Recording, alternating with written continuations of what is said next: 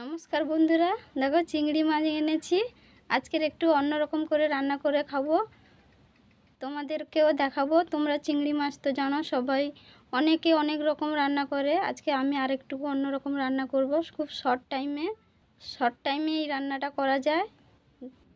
চুমুর মাছগুলো বেছে নিয়েছি দেখো বন্ধুরা। এখন মাখাবো, দেখো কি কি মশলা দিয়ে মাখাচ্ছি। এই যে দেখো বন্ধুরা, এইটা জিরে সর্ষে বাটা, এটা কাঁচা লঙ্কা বাটা, এটা গোটা গরম মশলা বাটা, এটা আদা বাটা, এটা পেঁয়াজ বাটা, এটা হলুদ গুঁড়ো, আর এটা তো নুন জানোই। তো আজকের আমি গুঁড়ো লঙ্কা দেবো না, এই যে এই কাঁচা লঙ্কার বাটাটা দিয়ে রান্না করব। তো আমি সব মশলাগুলো একসঙ্গে দিয়ে মাখিয়ে নিচ্ছি। দেখো হলুদ গুঁড়ো একসঙ্গে সব মশলাগুলো দিয়ে দিচ্ছি। এই যে আদা বাটা দিলাম, লঙ্কা বাটা দিলাম, জিরে সর্ষে বাটা দিলাম, আর এই যে পেঁয়াজ বাটা দিলাম, নুন দিচ্ছি, তেল দিচ্ছি, ভালো করে মেখে নেই। অল্প একটু জল দিচ্ছি। এখন মাখানো হয়ে গেছে, তারপরে এই যে লাস্টে দেব এই যে গরম মশলা বাটাটা দিয়ে একটু ভালো করে মাখিয়ে নিচ্ছি। এখন একটু তেল দিয়ে উপরে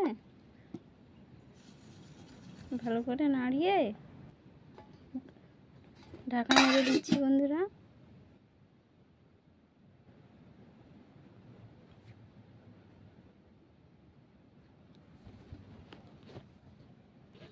এই যে এখন বসিয়ে দিচ্ছি ভাত হাঁড়ির মধ্যে। এটা এখন 20 থেকে 25 মিনিট ভাত হাঁড়ি যতক্ষণ হবে এটা হবে। তোমরা চাইলে এমনি গরম জলের মধ্যেও বসাতে পারো। এটা একটা ভাপা, মানে এরকম ভাপে সিদ্ধ হবে। 20 মিনিট পর আমরা দেখব। এখন এটা হোক। মাঝখানে খুলে একবার নাড়া দিয়ে দেবে একটুকু।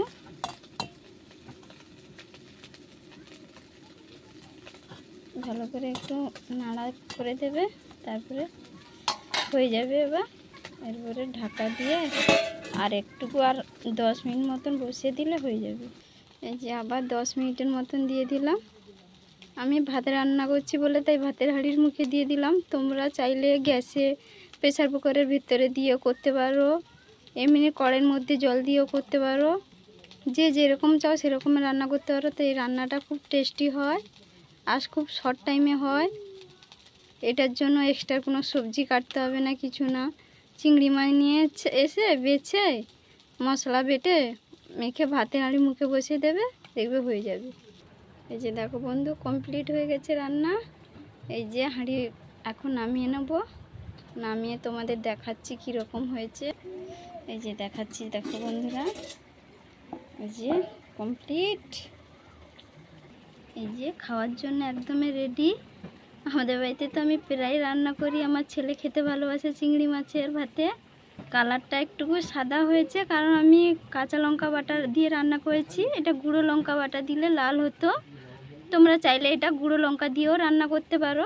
হ্যাঁ, কাঁচা লঙ্কার বাটাটা দিলে কি হয়, ভালো টেস্ট হয়, এবং যাদের গ্যাসের প্রবলেম আছে গ্যাসগুলোও কম হয়। একটা চিংড়ি মাছ তুলে দেখাচ্ছি, দেখো বন্ধুরা কতটা নরম হয়ে গেছে, দেখতে পাচ্ছ? এটা খাওয়ার জন্য একদমই রেডি। খেলাম, হেভি টেস্ট হয়েছে, আমাকে তো ভালো লাগছে।